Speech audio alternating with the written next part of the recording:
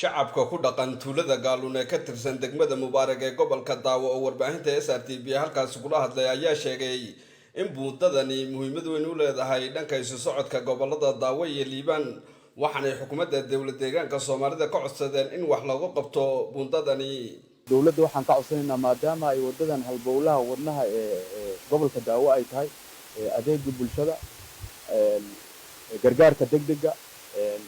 caawimada meesha kaliya ee aan ku nooleen ay wax noo soo marayeen maadaama ay tahay ummaduna hadda ay kala go'an tahay adeegga bulshada caafimaadkii daawadii wax walba dadka meesha loo soo mariyay la yahay buundadan hadda halisteeda aad idinlihiina ku aragteen waxaan dawladda ka codsanaynaa in si degdeg ah maadaama ay arrinkan gobolkii degmaba haduu ka weyn yahay macnaha fatahaada wadigu geystay iyo buundadii hadda afarteeda gees ay banaanka taalo aan gaari mari karin oo hadda hadii caawu roobda oo buundada ay naga qaadayso dawladda sharafta leh waxaan ka codsanaynaa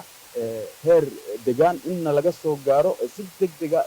naloo dayactiro buundadana tii dhagax dhigeeda la sameeyana naloo saaro kana naloo dayactiro ayaan dawladda ka codsanaynaa. saaki waxaan soo booqday waqti xeer gobola ama xeer degma oo kala socda arrimaha buundada. buundadani waxay ku saabsan tahay halkii dhuuntaha ee xiriirisa deegaankeena iyo gobolka Daawo. gobolka Daawo maadaama webigu uu ka jiro uu fatahay buundadiiba uu qalqal geliyay maadaama ay buundadu ay qalqal gashay meeshiiba labada dhanba webigu uu ka maray gaadiidkuna uu ka gooyay gaadiidku uu ka gooyay hoos webigu uu ka qoday labada dhanba uu ka maray webigii rabbaani ahaa ee bari hore la shareena uu fatahay inuu la tago ayaa diyaara haddaanan dawladda ka soo gaarin. dhinaca kale kusimaha gudoomiyaha maamulka degmada Mubaarak ahna madaxafiisadka caafimaadka degmada mudane Cabdiwali Bishaar oo warbaahinta isna halkaas kula hadlay ayaa sheegay in buundadan Gaaluun ay baahi weyn u qabaan shacabka dhanka isu socodka gobolada Daawo iyo Liibaan.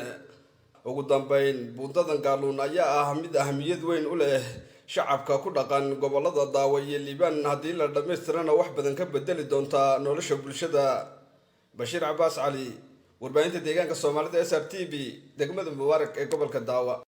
agaasinka waaxda adeeg bixinta gaadiidka dadweynaha ee xafiiska ganacsiga gaadiidka dawladda deegaanka Soomaalida ayaa ugu baaqay gaadiidleyda dadweynaha ee